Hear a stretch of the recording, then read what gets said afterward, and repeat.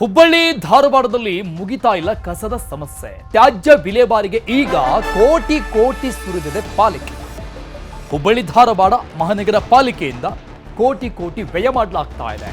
ನೋಡಿ, ಕಸ ವಿಲೇವಾರಿಗೆ ತನ್ನಲ್ಲೇ ವ್ಯವಸ್ಥೆ ಇದ್ರೂ ಕೂಡ ಖಾಸಗಿ ಕಂಪನಿಗೆ ಗುತ್ತಿಗೆ ಕೊಡಲಾಗಿದೆ. ಘನ ತ್ಯಾಜ್ಯ ವಿಲೇವಾರಿ ಖಾಸಗಿ ಕಂಪನಿಗೆ ಗುತ್ತಿಗೆ ಕೋಟಿ ಕೋಟಿ ರೂಪಾಯಿಗೆ 16 ಕೋಟಿ ವ್ಯಯಿಸ್ತಾ ಇದೆ ಪಾಲಿಕೆ. ತನ್ನಲ್ಲೇ ವ್ಯವಸ್ಥೆ ಇದ್ರೂ ಕೂಡ ಪಾಲಿಕೆಯಲ್ಲಿ ವ್ಯವಸ್ಥೆ ಇದೆ ತ್ಯಾಜ್ಯ ವಿಲೇವಾರಿಗೆ. ಪಾಲಿಕೆ ನಿರ್ಲಕ್ಷ್ಯದಿಂದ ಬೆಟ್ಟದಂತಿರೋ ಕಸದ ರಾಶಿ. ಬಯೋಮೈನಿಂಗ್ಗಾಗಿಯೇ ಘಟಕಗಳ ಸ್ಥಾಪನೆ ಮಾಡಲಾಗಿದೆ. ಹುಬ್ಬಳ್ಳಿಯ ಕಾರವಾರ ರಸ್ತೆಯಲ್ಲಿ 23 ಕೋಟಿ ರೂಪಾಯಿ ವೆಚ್ಚದಲ್ಲಿ ಆ ಘಟಕ ಸ್ಥಾಪನೆಯಾಗಿರೋದು. ತನ್ನದೇ ಈ ರೀತಿಯಾದಂಥ ಎಲ್ಲ ವ್ಯವಸ್ಥೆಗಳಿದ್ರೂ ಕೂಡ ಅದನ್ನ ಉಳಿಸ್ಕೊಳ್ಳೋದಲ್ಲ, ನಿರ್ವಹಣೆ ಮಾಡುವಲ್ಲಿ ವಿಫಲ ಆಗ್ಬಿಟ್ಟದೆ ಹುಬ್ಬಳ್ಳಿ ಧಾರವಾಡ ಮಹಾನಗರ ಪಾಲಿಕೆ. 1 ವರ್ಷ ಈಗ ಖಾಸಗಿಯವರಿಗೆ ಕಸದ ವಿಲೇವಾರಿಗೆ ಗುತ್ತಿಗೆ ಕೊಡಲಾಗಿದೆ. ಗುತ್ತಿಗೆ ಕೊಡೋದಕ್ಕೆ ನಿರ್ಧಾರ ಮಾಡಲಾಗಿದೆ. ಅಂದಿನ ಕಸ ಅಂದೇ ವೈಜ್ಞಾನಿಕವಾಗಿ ವಿಲೇವಾರಿಗೆ ಕ್ರಮ ತೆಗೆದುಕೊಳ್ಳಲಾಗ್ತಾ ಇದೆ ಅಂತ ಹೇಳ್ತಿದ್ದಾರೆ. ಖಾಸಗಿ ಕಂಪನಿಗಳಿಗೆ ಘಟಕಗಳ ಜವಾಬ್ದಾರಿ ಕೊಟ್ಟಿದೆ ಪಾಲಿಕೆ.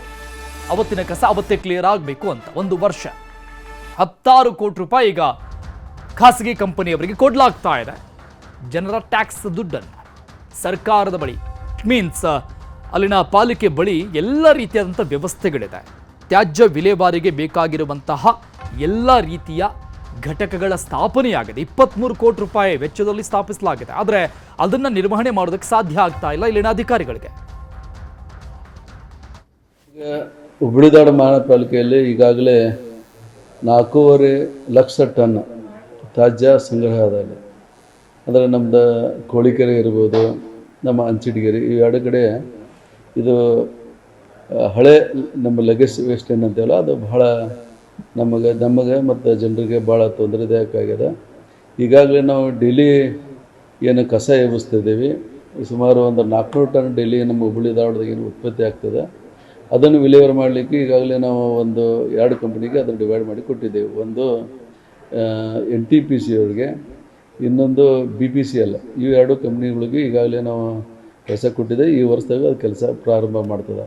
ಆದರೆ ನಮಗೆ ಕಾಡುವಂಥ ಪ್ರಶ್ನೆ ಅಂದರೆ, ಹಳೆ ಏನೋ ನಮ್ಮದಲ್ಲಿ ತ್ಯಾಜ್ಯ ಅದ ಅದನ್ನು ಕರಗಿಸುವಂಥದ್ದು. ಅದಕ್ಕೆ ಈಗ 3ನೇ ಒಂದು ಪಾರ್ಟಿ ಕರೆದು ಅವರಿಗೆ ಅದನ್ನು 1 ವರ್ಷ ಅವಧಿಯೊಳಗೆ ಅದನ್ನು ಕರಗಿಸುವಂಥ ಕೆಲಸಕ್ಕೆ. ಈ ಬಗ್ಗೆ ಇನ್ನಷ್ಟು ಡೀಟೇಲ್ಸ್ ಕೊಡ್ತಾರೆ ನಮ್ಮ ಪ್ರತಿನಿಧಿ ಶಿವರಾಮ್ ಅಸುಂಡಿ ಸಂಪರ್ಕದಲ್ಲಿದ್ದಾರೆ. ಶಿವರಾಮ್, ನಿಜಕ್ಕೂ ಇದು ಅಧಿಕಾರಿಗಳು ಮತ್ತು ಅಲ್ಲಿನ ಜನಪ್ರತಿನಿಧಿಗಳ ಮೈಗಳ್ಳತನ ಅಂತ ಕಾಣಿಸುತ್ತೆ. ಇದ್ರ ಜೊತೆಗೆ ಯಾರದ್ದು ದುಡ್ಡು ಹೆಂಗ ಒಟ್ಟಿನಲ್ಲಿ ನಡೆಸಿದ್ರೆ ಸಾಕು ಅನ್ನುವಂಥ ಮನಸ್ಥಿತಿಯಲ್ಲಿ ಇದ್ದಾರಾ ಇಲ್ಲಿ ಅವರು? ಅರುಣ್, ಖಂಡಿತ ಅಂತಾನೆ ಹೇಳ್ಬೋದು. ಯಾಕಂದ್ರೆ ಏನು ಸಾರ್ವಜನಿಕರು ತೆರಿಗೆ ಹಣ ಕಟ್ತಾ ಇದಾರೆ. ಆ ತೆರಿಗೆ ಹಣ ಈ ರೀತಿ ಪೋಲಾಗ್ತಾ ಇದೆ ಅಂತೇಳಿ ಜನರು ಸಹ ಬೇಜಾರು ಮಾಡ್ಕೊಳ್ತಾ ಇದಾರೆ. ಇಲ್ಲೇನು ಲಕ್ಷಾಂತರ ಟನ್ಗಳು ಇಲ್ಲಿ ಕಸ ಸಂಗ್ರಹಣೆ ಆಗಿದೆ. ಅದನ್ನು ವಿಲೇವಾರಿ ಮಾಡಬೇಕಾದಂತ ಕೆಲಸವನ್ನ ಪಾಲಿಕೆ ಮಾಡಬೇಕು. ಇಲ್ಲಿ ಈಗೇನು ಹುಬ್ಬಳ್ಳಿನಲ್ಲಿ ಒಂದು 23 ಕೋಟಿ ಮತ್ತು ಇನ್ನು ಧಾರವಾಡದಲ್ಲೂ ಸಹ ಒಂದು 6.5 ಕೋಟಿ ವೆಚ್ಚದಲ್ಲಿ ಈಗಾಗಲೇ ಏನು ಬಯೋಮೈನಿಂಗ್ ಸಲುವಾಗಿನೇ ಒಂದು ಪ್ರತ್ಯೇಕ ಘಟಕಗಳನ್ನು ಸ್ಥಾಪನೆ ಮಾಡಲಾಗಿದೆ. ಸುಮಾರು 30 ಕೋಟಿ ಇದಕ್ಕಾಗಿ ವೆಚ್ಚ ಮಾಡಲಾಗಿದೆ. ಇಂತಹ ಸಂದರ್ಭದಲ್ಲಿ ಮತ್ತೆ ಒಂದು ಸುಮಾರು 20 ಕೋಟಿ ಕೊಟ್ಟುಬಿಟ್ಟು ಒಂದು ಪ್ರತಿ ವರ್ಷದ ನಿರ್ವಹಣೆಗಾಗಿ ಖಾಸಗಿಯವರಿಗೆ ಗುತ್ತಿಗೆ ಕೊಡ್ತಾ ಇರೋದು ಸಾಕಷ್ಟು ಚರ್ಚೆಗೆ ಗ್ರಾಸವಾಗಿದೆ. ಈಗಾಗಲೇ ನೀವು ಇಷ್ಟು ಇನ್ವೆಸ್ಟ್ಮೆಂಟ್ ಮಾಡಿ ಇಷ್ಟೆಲ್ಲ ಮಾಡಿದ ನಂತರ ನೀವೇ ನಿರ್ವಹಣೆ ಮಾಡಿದ್ರೆ ಅಟ್ಲೀಸ್ಟ್ ದುಡ್ಡಾದ್ರೂ ಉಳಿತ, ವರ್ಷಕ್ಕೆ ಏನಿಲ್ಲ ಅಂದ್ರೆ ಒಂದು 15ರಿಂದ 20 ಕೋಟಿ ಉಳಿತ ಅನ್ನೋದು ಪ್ರಶ್ನೆ ಸಾರ್ವಜನಿಕರದಾಗಿದೆ. ಆದರೆ ಈಗೇನಂದ್ರೆ ನಮ್ಮ ಕೈಲಿ ಆಗ್ತಾ ಇಲ್ಲ ಅನ್ನೋ ಒಂದು ಕಾರಣ ಹೇಳ್ಬಿಟ್ಟು ನೆಪ ಮಾಡಿಬಿಟ್ಟು ಈಗ 2 ಕಂಪನಿಗಳಿಗೆ ಈಗಾಗಲೇ ಗುತ್ತಿಗೆ ಕೊಟ್ಟಿದೆ. ಜೊತೆಗೆ ಏನು ಈಗೇನು ಲಕ್ಷಾಂತರ ಏನು ಟನ್ ಏನು ಕಸ ಸಂಗ್ರಹ ಆಗಿದೆ, ಹಳೆ ಕಸ, ಈಗ ಸದ್ಯ ಏನು ಈಗಿನ ಕಸ ಸಂಗ್ರಹಕ್ಕೆ ಎರಡು ಕಂಪನಿಗಳು ಗುತ್ತಿಗೆ ಕೊಟ್ಟು ಹಳೆ ಕಸ ಸಂಗ್ರಹನೂ ಬೇರೆಯವ್ರಿಗೆ ಇನ್ನೊಂದು ಕಂಪನಿಗೆ ಗುತ್ತಿಗೆ ಕೊಡ್ಲಿಕ್ಕೆ ಮುಂದಾಗಿದೆ. ಇದು ಪಾಲಿಕೆ ನಡೆಗೆ ಸಾಕಷ್ಟು ಆಕ್ರೋಶ ವ್ಯಕ್ತವಾಗ್ತಾ ಇದೆ. Thank you Shivaram ಅಸುಂಡಿ ಡೀಟೇಲ್ಸ್ಗೆ. ಇನ್ನು ವಿವಿಧ ವಸತಿ ಯೋಜನೆಗಳಲ್ಲಿ ಮುಸ್ಲಿಂ ಮೀಸಲಾತಿ ಹೆಚ್ಚಳ ಮಾಡೋದಕ್ಕೆ ನಿರ್ಧಾರ ತೆಗೆದುಕೊಳ್ಳಲಾಗಿದೆ. ಇವತ್ತು ನಡೆದಂತಹ ಸಚಿವ ಸಂಪುಟ ಸಭೆಯಲ್ಲಿ, ರಾಜ್ಯ ಸಚಿವ ಸಂಪುಟ ಸಭೆಯಲ್ಲಿ ಮಹತ್ವದ ನಿರ್ಧಾರ.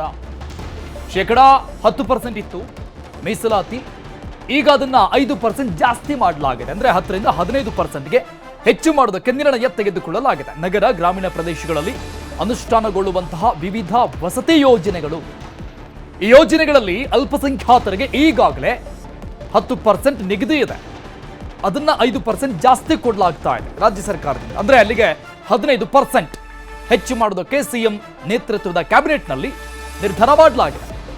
ಈಗಾಗಲೇ ಗುತ್ತಿಗೆಯಲ್ಲಿ ಮುಸ್ಲಿಮರಿಗೆ ಮೀಸಲಾತಿ ನೀಡಿದ್ದ ಸರ್ಕಾರ ಮತ್ತೊಂದು ಮೀಸಲಾತಿ ಕೊಡೋದಕ್ಕೆ ನಿರ್ಧಾರ ಮಾಡಿದೆ.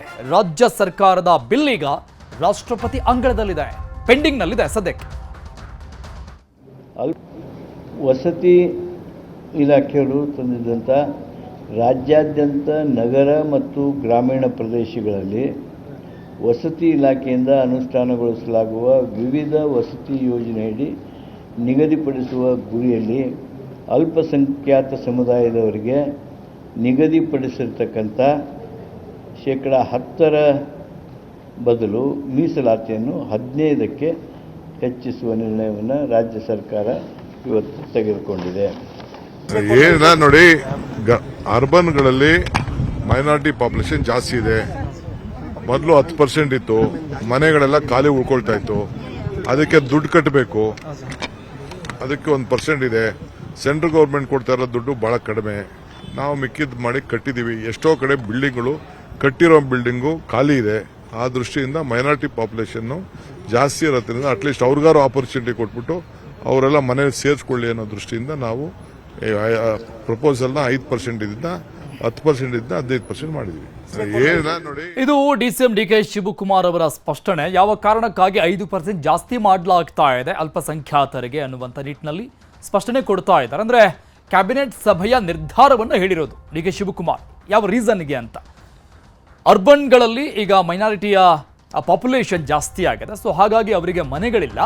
ಪಾಪ್ಯುಲೇಷನ್ ಜಾಸ್ತಿ ಆಗಿರೋ ಕಾರಣಕ್ಕಾಗಿ ಅವರಿಗೆ ಮನೆಗಳು ಸಿಗಲಿ ಅನ್ನುವಂಥ ಕಾರಣಕ್ಕಾಗಿ 5% ಜಾಸ್ತಿ ಕೊಡಲಾಗ್ತಾ ಇದೆ ಅಂತ ಸರ್ಕಾರದ ಸ್ಪಷ್ಟನೆ. ನಿರಾಕರಿಸಿದ ನಂತರವೂ ಕಾಂಗ್ರೆಸ್ ಸರ್ಕಾರ ಮತೀಯ ಆಧಾರಿತ ಮೀಸಲಾತಿ ಕೊಟ್ಟಿದ್ದು ಮಾತ್ರ ಅಲ್ಲದೆ ಅದನ್ನ ವಿವಿಧ ಯೋಜನೆಗಳಿಗೂ ವಿಸ್ತರಿಸ್ತಾರೆ ಅಂತ ಹೇಳಿದ್ರೆ ಇವರು ಕರ್ನಾಟಕದ ರಾಜ್ಯ ಜನರನ್ನು ಮಾತ್ರ ಕೆಣಕ್ತಾ ಇಲ್ಲ, ಸಂವಿಧಾನ ಶಿಲ್ಪಿ ಡಾಕ್ಟರ್ BR ಅಂಬೇಡ್ಕರ್ ಅವರ ಆಶಯವನ್ನು ಕೆಣಕ್ತಾ ಇದ್ದಾರೆ.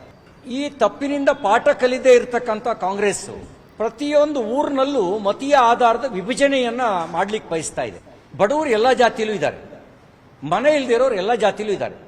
ವಸತಿ ರಹಿತರನ್ನು ಸಮೀಕ್ಷೆ ಮಾಡಿ, ಮನೆ ಇಲ್ಲದ ಬಡವರ ಸಮೀಕ್ಷೆ ಮಾಡಿ. ಹರಿಹರದ ಜೀವನಾಡಿ ತುಂಗಭದ್ರಾ ನದಿ ಕಲುಷಿತಗೊಳ್ತಾ ಇದೆ. ಹರಿಹರದ ಪುಣ್ಯಕ್ಷೇತ್ರದಲ್ಲಿ ಜನ ಪುಣ್ಯ ಸ್ನಾನ ಮಾಡ್ತಾರೆ. ಇದರ ಜೊತೆಗೆ ನದಿಗೆ ಸೇರ್ತಾ ಇದೆ ಹರಿಹರದ ಚರಂಡಿಗಳ ನೀರು. ಆದರೆ ಸರಿಯಾಗಿ ಫಿಲ್ಟರ್ ಮಾಡ್ತಾ ಇಲ್ಲ. UGD ಪೈಪ್ಲೈನ್ ಕಾಮಗಾರಿ ಕೂಡ ಕಳಪೆಯಾಗಿದೆ. ಇದರಿಂದ ಜನ ಮಲಿನಗೊಂಡ ನೀರನ್ನೇ ಕುಡಿಬೇಕಾದ ಪರಿಸ್ಥಿತಿ ಇದೆ. ಈ ಬಗ್ಗೆ ನಮ್ಮೂರಲ್ಲಿ ನ್ಯೂಸ್ 18 ಕಾರ್ಯಕ್ರಮದಲ್ಲಿ ತೋರಿಸ್ತೀವಿ, ನೋಡಿ.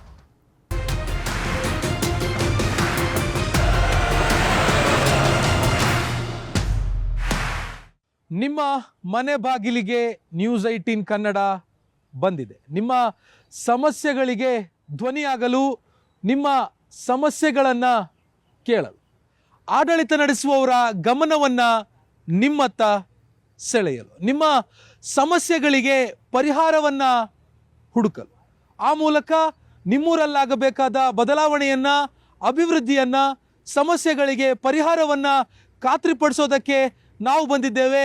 ಇದೇ ಹೊತ್ತಿನ ವಿಶೇಷ ನಮ್ಮೂರಲ್ಲಿ ನ್ಯೂಸ್ 8. ನಾನು ಆಶಿಕ್ ಮುಲ್ಕಿ.